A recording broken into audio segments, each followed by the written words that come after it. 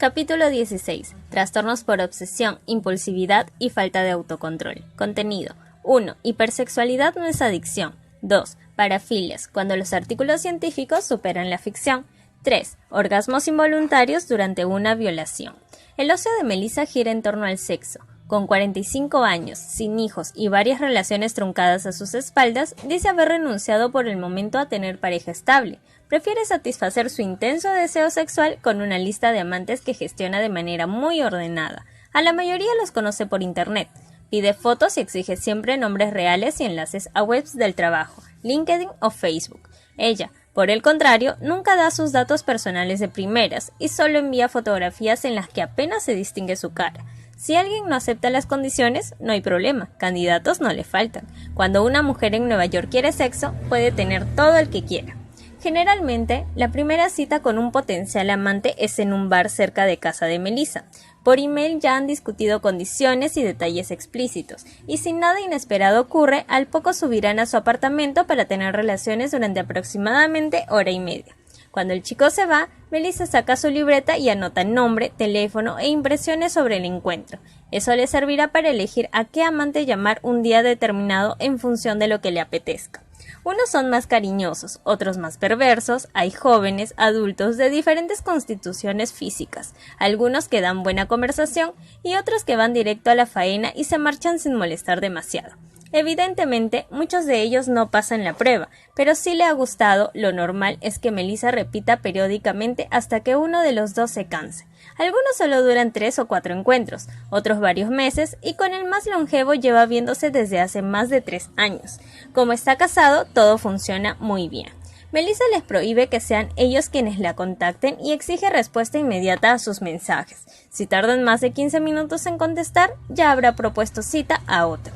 Queda con alguien día sí día no, pero reconoce que hay semanas que han sido una locura y se ha acostado hasta con 10 personas diferentes.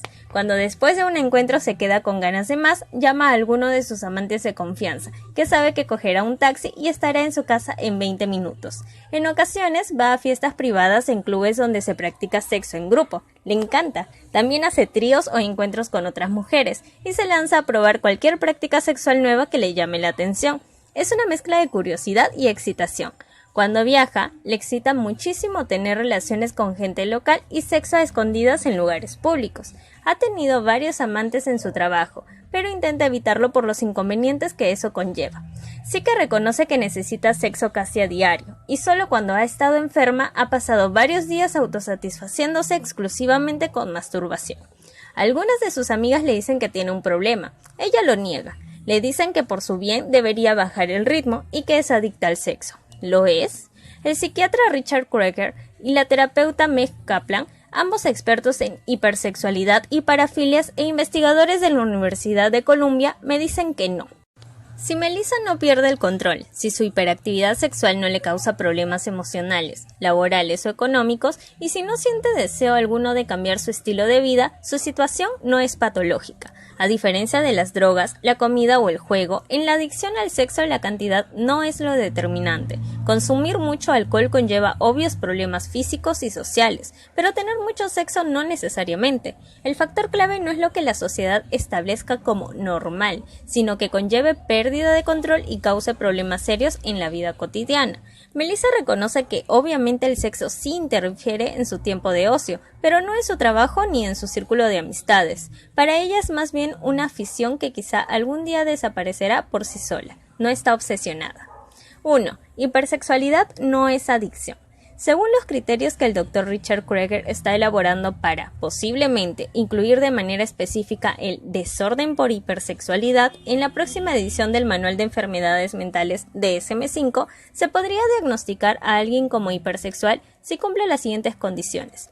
6 meses de intensas y recurrentes fantasías e impulsos o comportamientos sexuales asociados a 3 o más de estos 5 criterios.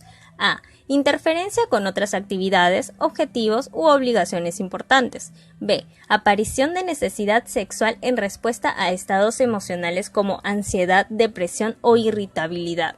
C. Aparición de necesidad sexual como reacción a situaciones estresantes. D. Falta de control de los impulsos a pesar de intentarlo. Y E. mantener comportamientos sexuales sin contemplar el riesgo físico o emocional propio y ajeno. El Dr. Krueger me dice que a él le da igual el debate pseudoacadémico sobre qué nombre dar a la mediática adicción al sexo. Él prefiere los términos hipersexualidad o conducta sexual compulsiva, porque son más amplios y con menos connotaciones, y no le gusta el término adicción, porque no engloba a algunos de sus pacientes cuyo deseo descontrolado no se origina por un condicionamiento aprendido, sino por enfermedades o lesiones cerebrales. Asume que el concepto de la adicción es más fácil de entender para el público, pero le molesta la banalización que se hace en los medios y que llaman adictos o hipersexuales a muchas personas que en realidad no lo son, ya que, según él, esto crea presión social y excesiva preocupación en pacientes que llegan a su consulta con una ansiedad infundada. Otro psiquiatra que prefiere quedar en el anonimato me dijo que en Estados Unidos los tratamientos de adicción al sexo se han convertido en un lucrativo negocio. Joe sí cumplía todos los criterios para ser considerado un adicto al sexo. Apareció en la consulta de los doctores Kaplan y Krueger casi arruinado por la prostitución y con una lesión en la muñeca de tanto masturbarse. Cuando muestro mi sorpresa, Meg insiste en que no es extraño encontrar hombres que se masturban compulsivamente más de 10 veces al día. Joe nunca está satisfecho. Termina con una prostituta y a la media hora ya busca sexo de nuevo. Pasa horas y horas mirando porno en internet e intentando encontrar chicas online con quien tener encuentros sexuales. Aunque esto último es casi imposible porque Joey no es atractivo ni tiene aptitudes sociales, si le resultara tan fácil encontrar sexo como a Melissa, ¿tendría estos problemas? Esa es una pregunta no resuelta, opina el Dr. Krueger, eludiendo la polémica, pero citando algunos estudios que indican que, efectivamente, el deseo no satisfecho puede generar ansiedad y convertirse en obsesión. El Dr. Krueger añade que aparentemente el número de adictos al sexo está aumentando, pero en realidad no hay estadísticas fiables sobre la situación actual y mucho menos sobre la de décadas atrás, y matiza que hay diferentes subtipos de comportamientos hipersexuales según la predominancia de prácticas como la masturbación compulsiva, el cibersexo, las líneas eróticas, el consumo de pornografía, las visitas asiduas a clubes de striptease, prostitución o sexo consensuado con adultos. Este último es el más común entre homosexuales y las poquísimas mujeres que existen con hipersexualidad patológica. Durante sus 30 años de investigación y terapia, Megan Kaplan ha tratado a muchas mujeres hipersexuales, pero me asegura que claramente son una excepción. Sí existen mujeres con deseo exacerbado y constante unido a pérdida de control, pero la mayoría son consecuencia de problemas neurológicos como trastorno bipolar, trastornos psicológicos o consumo de fármacos, asegura la doctora Kaplan, añadiendo que cuando el origen de la dependencia es más comportamental, solemos encontrarlo en el ámbito de una relación concreta y no en una búsqueda desenfrenada de promiscuidad como en los hombres. Megan me habla de mujeres que consumen mucha pornografía, a las que les gusta exhibirse por webcam o que tienen un gran deseo sexual y podrían encajar en el concepto clásico de ninfómanas, pero insiste en que raramente son casos extremos, que la mayoría no deben interpretarse como problemáticos, que suelen ser situaciones transitorias y que los casos de mujeres adictas al sexo son anecdóticos. Llegados a este punto, es necesario explicar que algunos casos de hipersexualidad son originados por trastornos puramente neurofisiológicos, que distorsionan el equilibrio entre deseo e inhibición. Por ejemplo, en algunos casos de epilepsia o accidentes que lesionan áreas de la corteza prefrontal o con las lobotomías que se realizaban en el pasado, se han observado daños en los mecanismos cerebrales de inhibición que conducen a la hipersexualidad. En estos casos, la impulsividad sexual no se daría por un aumento exagerado de deseo, sino por una falta de freno. Por otro lado, algunos fármacos para el Parkinson que aumentan los niveles de dopamina o en algunos pacientes con el síndrome de Tourette que tienen niveles endógenos de dopamina demasiado altos o en adictos a las metanfetaminas cuyo consumo está asociado al sexo, la hipersexualidad se produce directamente por el aumento neuroquímico de deseo. Evidentemente, la adicción al sexo también puede originarse por un uso repetitivo y por la habituación a una conducta que resulta placentera, como cualquier otro trastorno obsesivo-compulsivo o dependencia comportamental, pero es importante resaltar que para ello requiere otros agravantes. El sexo por sí solo no genera adicción. El modelo básico de la neurociencia de la adicción es el siguiente. Consumir alcohol, cocaína o tabaco incrementa por diferentes vías la cantidad de dopamina en el núcleus accumbens, el centro de placer-recompensa situado en pleno sistema límbico del cerebro. Esta dopamina es la que genera la sensación de bienestar, euforia y motivación. Pero si la práctica se repite con frecuencia, las neuronas del núcleus accumbens se acostumbran a estos niveles inusualmente altos de dopamina y sintetizan más receptores dopaminérgicos en el área sináptica. Eso provoca que los niveles normales de dopamina que nos ofrecen la comida, el ejercicio o el sexo dejen de resultar ser tan satisfactorios y se genere un estado de ansiedad en el que lo único que consigue devolvernos el bienestar neuroquímico es la sustancia a la que uno se ha vuelto dependiente. Además, los neurocientíficos se han dado cuenta de que el consumo continuado de drogas provoca menor actividad en áreas de la corteza prefrontal relacionadas con la inhibición. Esto es importante e implica que los adictos lo son porque los cambios en el sistema límbico hacen que el deseo de consumir aumente, pero también porque deterioros en la corteza prefrontal disminuyen la capacidad de autocontrol. Esto en lo referente a adicciones a sustancias, pero desde hace algunos años los neurocientíficos también han visto que los adictos a conductas sufren cambios parecidos en su cerebro. Aunque hay un matiz importante, el sexo o el juego nunca liberarán la misma cantidad de dopamina que, por ejemplo, la cocaína o la heroína, y difícilmente generarán lesiones en los lóbulos prefrontales. Eso quiere decir que tener sexo, ir de compras o ejercitarse en el gimnasio no van a desembocar por sí solos en una adicción. Pueden generar un hábito que evolucione hasta una costumbre y quizá incluso hasta una obsesión, pero raramente desembocarán en una dependencia física o adicción. Esto solo ocurre en personas que ya tienen daños previos en las zonas inhibitorias de la corteza prefrontal, trastornos obsesivo-compulsivos o cuando el sexo va acompañado de drogas que sí incrementan los niveles de dopamina y el cerebro asocia ambos estímulos. Pero, en general, si no existen problemas físicos, mentales o psicosociológicos previos, practicar mucho sexo no genera una adicción. Y cuando existen problemas previos que provocan una búsqueda obsesiva y compulsiva de recompensas, el sexo suele ser la consecuencia y no la causa. De hecho, en la bibliografía científica se pueden encontrar casos de adictos al sexo que también la son a las compras, al juego o que tienen obsesiones como lavarse las manos compulsivamente. Aquí merece una mención especial el consumo de pornografía por Internet. Según los expertos, es un problema especialmente delicado porque la facilidad de acceso y el creciente aislamiento social hacen que sea muy fácil entrar en una espiral de deterioro constante.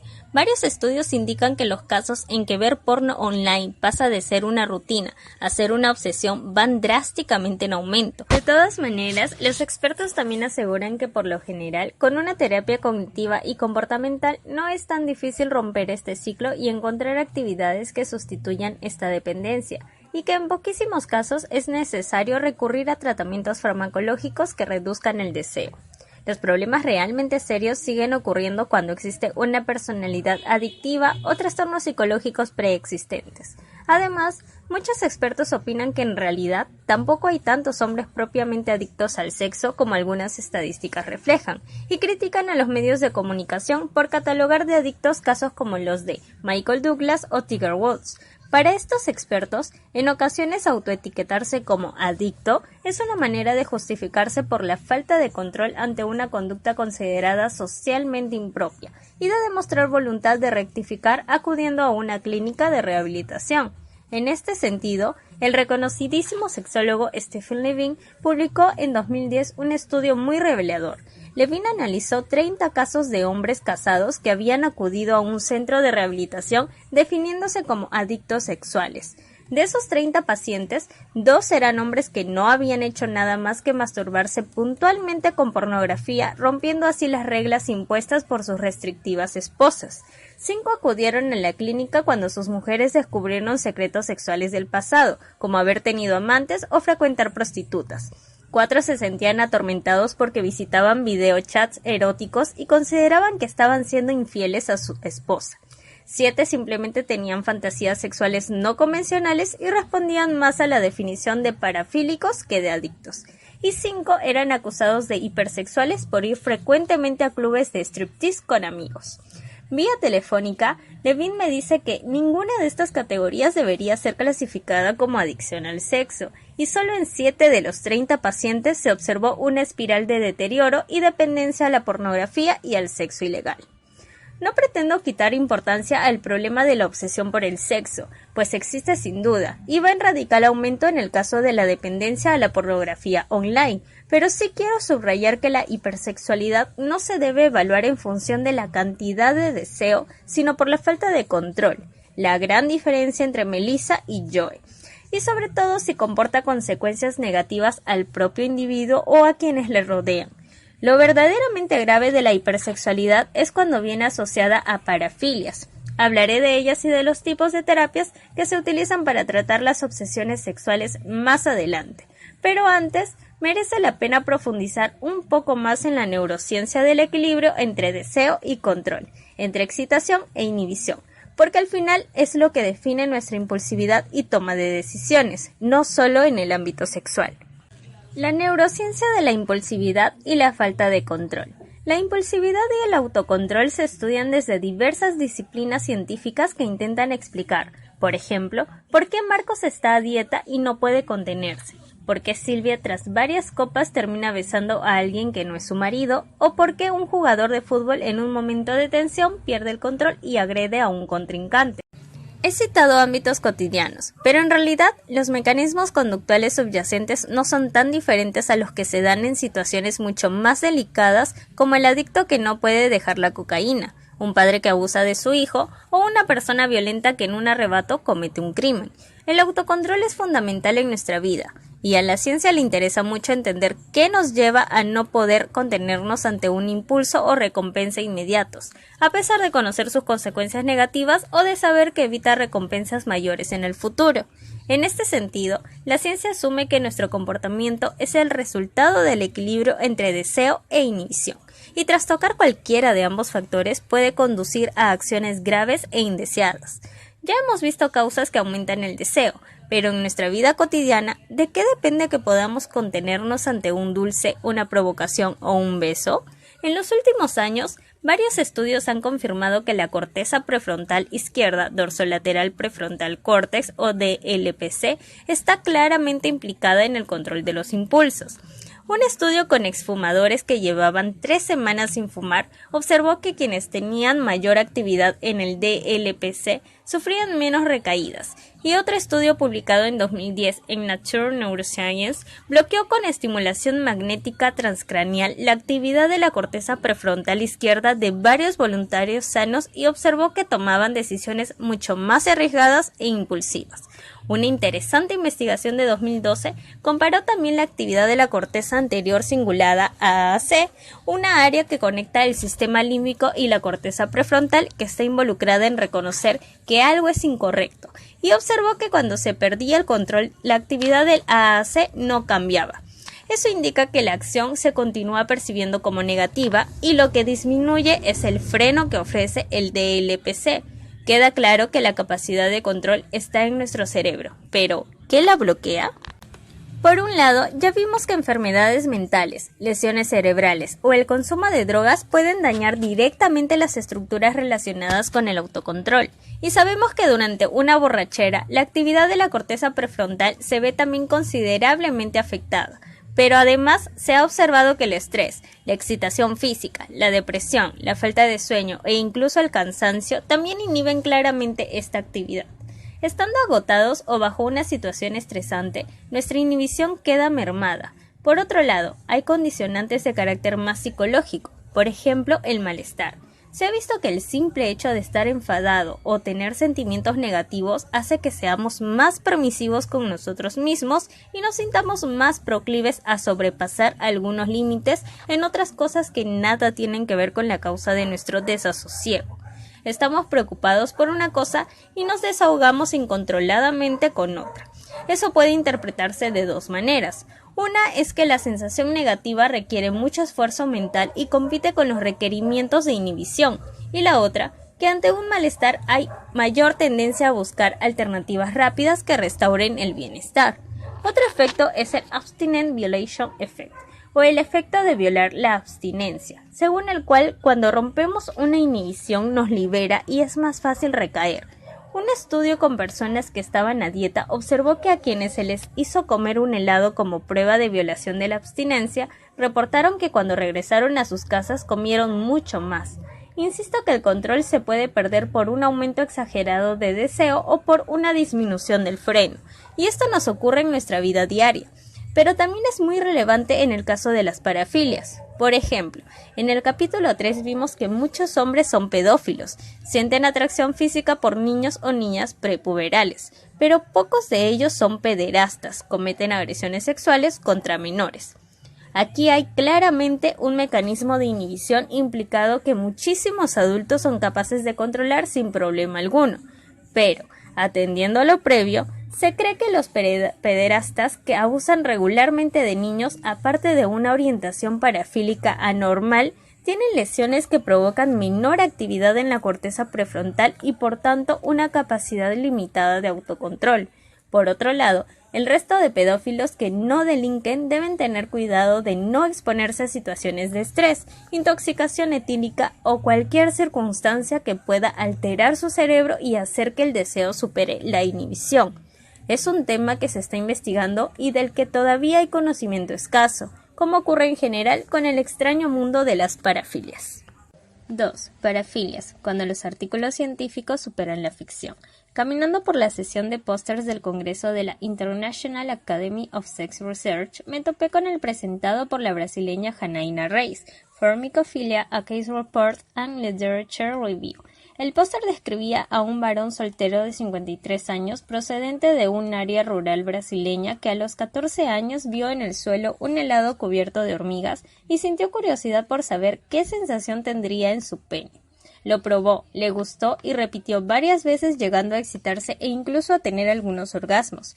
Si solo se hubiera quedado en algo anecdótico y según la definición de parafilia del Manual de Desórdenes Mentales como prácticas sexuales que se desean o realizan de manera compulsiva y responden a estímulos inusuales o no aceptados socialmente y que causan malestar al individuo o daños a otros.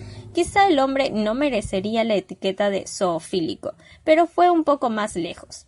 Según el póster, el individuo en cuestión está retirado, es católico, ayuda como secretario a la parroquia del pueblo y tiene buenas relaciones sociales y familiares, pero durante mucho tiempo tuvo sexo con perros y cabras. Reconoce haber sido lamido y penetrado por un perro y a menudo todavía coloca hormigas en la punta de su pene. Ahora utiliza las hormigas de fuego, Solenopsis, cuya picadura es más dolorosa. Los investigadores explican que le trataron con terapia psicológica y 20 miligramos al día de paroxetina y que sus síntomas zoofílicos se redujeron. La paroxetina es uno de los varios tratamientos farmacológicos que se utilizan para disminuir el impulso sexual en pederastas, violadores o casos extremos de hipersexualidad. Hablaremos de ello más adelante.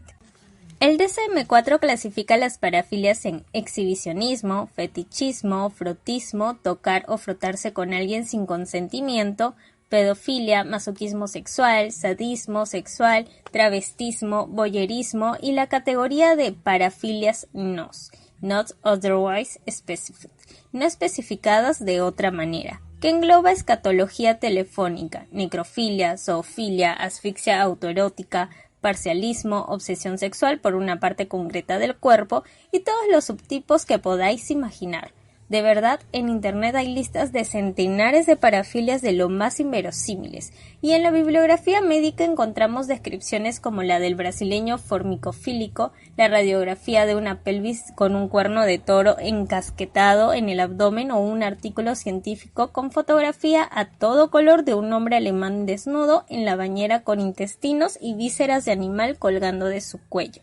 Los autores del estudio explican que este necrofílico, que siente placer sexual por cadáveres, es un ingeniero civil de 40 años, casado, con 2 hijos, buenas relaciones sociales y personalidad aparentemente normal, que además de la foto de la bañera, llegó a desenterrar el cadáver de una veinteañera recién fallecida en un accidente de tráfico, cortarle los pechos y llevárselos a casa. Y no me atrevo a reproducir lo que hizo con el cuerpo robado de una niña de 14 años también recién fallecida.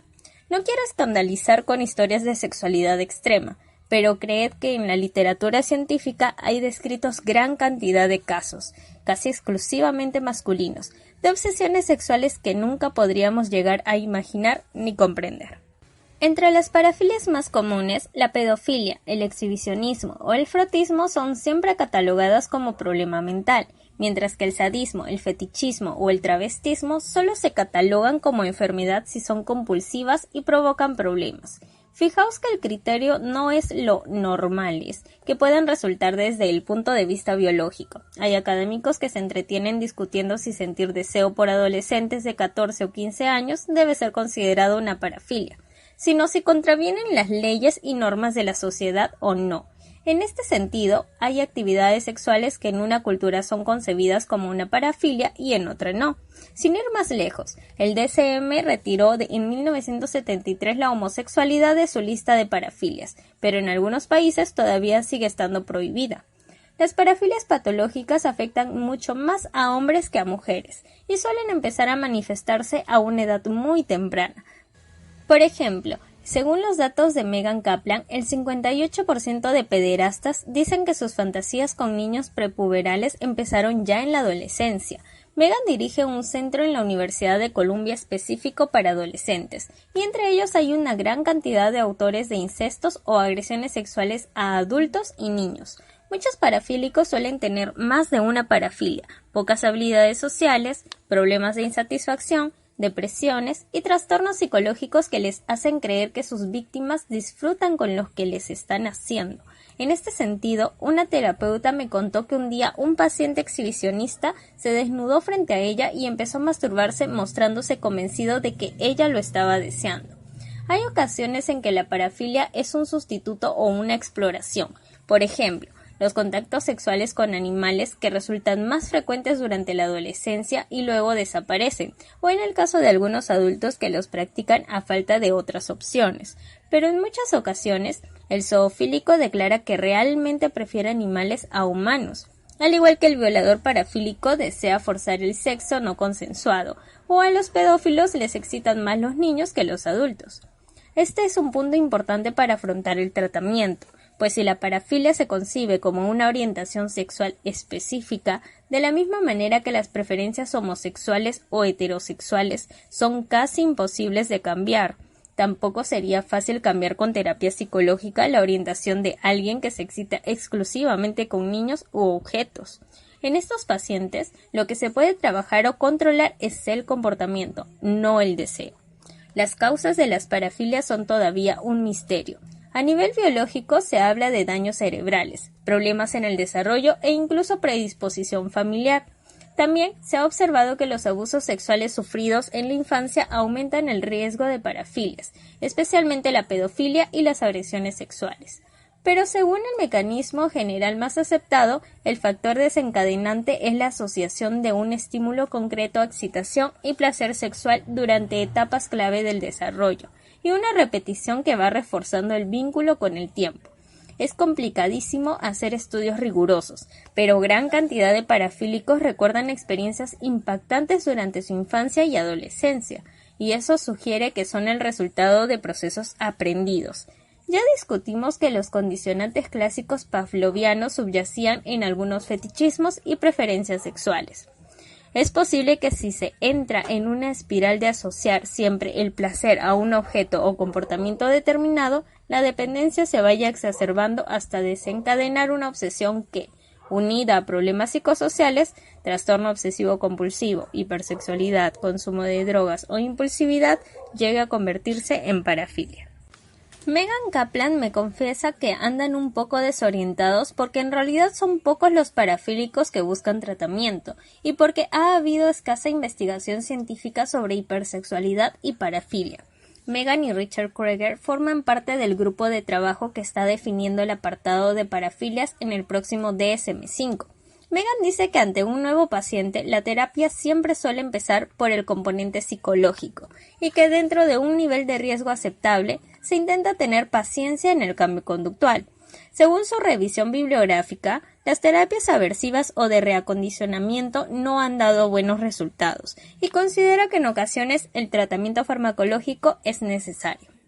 La paroxetina, que mencionábamos antes, es un antidepresivo inhibidor de la recaptación de serotonina con un fuerte efecto secundario de disminuir la libido, que puede resultar muy útil como apoyo a la terapia psicológica.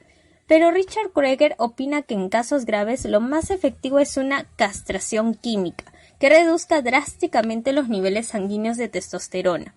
Eso se consigue con inyecciones de progesterona sintética, con drogas como el acetato de ciproterona, que interfieren en los receptores celulares de andrógenos, o con análogos de la hormona liberadora de gonadotropinas, que inhiben la función de la glándula pituitaria, reduciendo drásticamente la secreción de testosterona. Varios estudios han confirmado que se reduce el deseo sexual y la frecuencia de fantasías, y eso permite un mejor control. El Dr. Krueger cita bibliografía científica para asegurar que en personas realmente enfermas los resultados de la terapia exclusivamente psicológica son muy cuestionables y que por lo general en parafílicos peligrosos no resulta suficientemente efectiva. Hay casos de pederastas como el californiano Brian Drivers que han aceptado ser castrados definitivamente para evitar el impulso de cometer un crimen que ellos reconocen despreciable pero que se ven incapaces de evitar, y es que las parafilias pueden alcanzar límites verdaderamente aberrantes, llegando incluso a provocar la muerte del propio individuo. Asfixia autoerótica, morir buscando el placer. Las cifras son confusas, ya que dependen de estimaciones y de si se registran como suicidio o accidente, pero se calcula que entre 500 y 1000 personas mueren al año en Estados Unidos debido a prácticas autoeróticas. En la literatura médica se han documentado casos de muerte por electrocución, por hemorragias tras la inserción de objetos extraños en genitales y ano, por asfixia tras envolverse todo el cuerpo con plástico, o descripciones detalladas como la de un chico de 29 años que murió ahogado mientras se masturbaba porque un pepino se atascó en su garganta. De nuevo, la literatura científica es muy explícita, y no es extraño encontrar en medio de un artículo la fotografía del cadáver de un hombre que murió de un ataque cardíaco mientras se masturbaba con una aspiradora enganchada todavía en el pene, o la tomada por la policía de un cuerpo inerte colgado en la habitación, desnudo y rodeado por material pornográfico en el suelo y en la pantalla del ordenador. Esta última es la causa más común de muerte autoerótica, estrangulamiento y asfixia con bolsas de plástico durante la masturbación a causa de la obsesión por generar una situación de anoxia, falta de oxígeno en el cuerpo que incrementa el placer sexual. Además de algún caso conocido como el del actor David Carradine, esta peligrosa práctica es seguida en secreto por un número indeterminado, pero más alto de lo que nos podría parecer, de personas que fuerzan una condición de anoxia con el fin de aumentar su excitación física. Como explica la forense canadiense Annie Sauvage, en varias de sus revisiones y artículos, las víctimas suelen encontrarse en el suelo de sus habitaciones o baños con la cabeza dentro de bolsas, cuerdas o cinturones alrededor del cuello, material erótico a su alrededor, altos niveles de alcohol y drogas en sangre, muestras de haber inhalado sustancias asfixiantes como gas butano u óxido nitroso, y en ocasiones vestidos con ropa interior femenina, presencia de elementos sadomasoquistas y signos claros de que no es un suicidio, sino un accidente tras prácticas de asfixia autoerótica. El 90% de estas muertes corresponden a hombres y el 10% a mujeres. En los casos de muertes autoeróticas por motivos atípicos, la proporción de mujeres aumenta al 22%. La primera pregunta que nos puede venir a la mente es ¿por qué la asfixia aumenta el placer sexual? Hay varias razones. Por un lado, puede aumentar la excitación como parte de un ritual bondage y masoquista extremo. Por otro, la falta de oxígeno en la corteza cerebral también genera pérdida de lucidez y alucinaciones que podrían emular la acción de algunas drogas y aumentar la sensación de placer. Pero además, algunas declaraciones de personas que lo practican aseguran que el aumento de excitación física es muy considerable, hecho que concuerda con el principio aparentemente ilógico de que el miedo incrementa el deseo y la intensidad sexual. El cuerpo no sabe que su dueño lo está haciendo adrede, pero cuando nota una disminución importante de oxígeno en sangre, experimenta una reacción de estrés absoluto. Se activa el sistema nervioso simpático, todo el organismo se revoluciona y el cerebro solo piensa en escapar.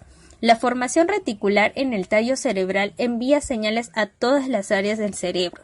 La amígdala se activa y los 5 sentidos se agudizan. En situaciones de miedo, estrés y tensión, se pueden oír al menos el ruido o sentir el mínimo contacto en la piel. Y esta extrema sensibilidad unida a la excitación sexual puede aumentar la intensidad del placer. Pero como comentamos ya en los primeros capítulos, la sobreactivación del sistema nervioso simpático y el estrés cerebral pueden aumentar la excitación y generar un orgasmo más potente. La reacción del cuerpo a la angustia y el estrés psicológico o físico es abrumadora y se encuentra detrás de que algunas parafilias, violencia sexual, sexo en público o prácticas prohibidas puedan aumentar la excitación genital.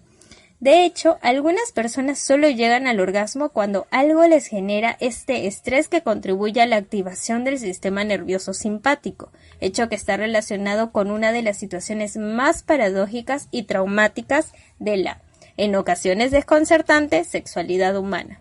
Mujeres que tienen orgasmos espontáneos e involuntarios mientras son violadas. 3. Orgasmos involuntarios durante una violación. A finales de los años 90, Roy Levine recibió una llamada de la policía.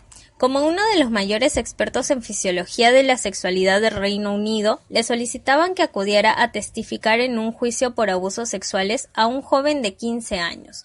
La peculiaridad del caso es que, durante los abusos, el chico tuvo una erección y llegó a eyacular, y el abogado defensor argumentaba que eso implicaba consentimiento. El joven lo negaba rotundamente, asegurando que perdió el control de su cuerpo, que no sintió deseo o placer alguno, y que en todo momento se rebeló contra la violación. Roy Levine había publicado varios artículos científicos sobre la no concordancia entre excitación física y mental, y sobre los diferentes mecanismos que regulaban el control periférico y central, genitales frente a cerebro. Su posicionamiento científico fue rotundo. Sí es posible experimentar excitación física y orgasmo como acto reflejo sin que esto implique voluntad o placer.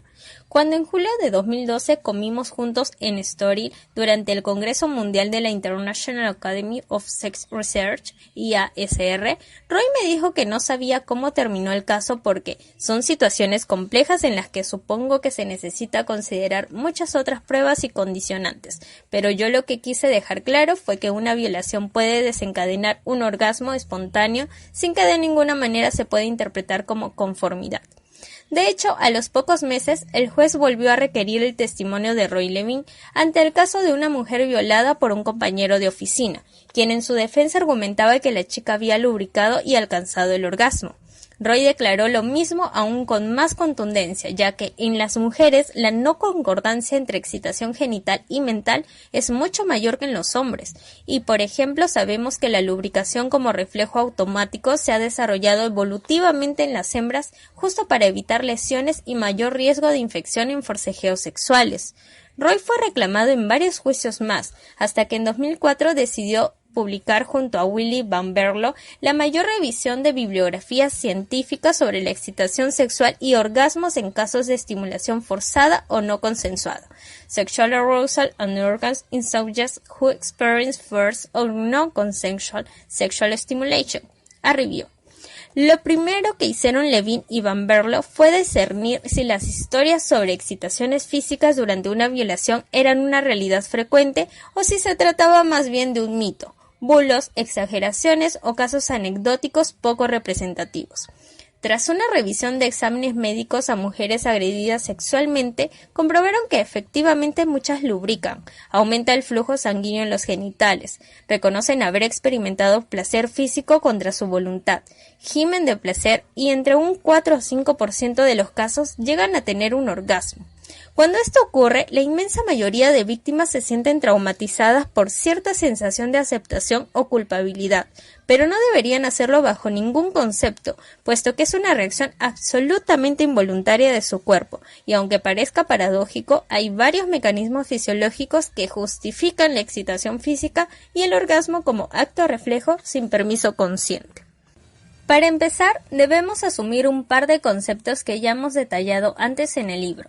Primero, que en condiciones normales la excitación física y mental están íntimamente relacionadas, pero que en unas ocasiones alguien puede sentirse mentalmente excitado o excitada y sus genitales no reaccionar en absoluto, y en otras producirse una respuesta genital sin que haya una sensación subjetiva de estar excitado. Es la no concordancia investigada por científicas como Meredith Chivers.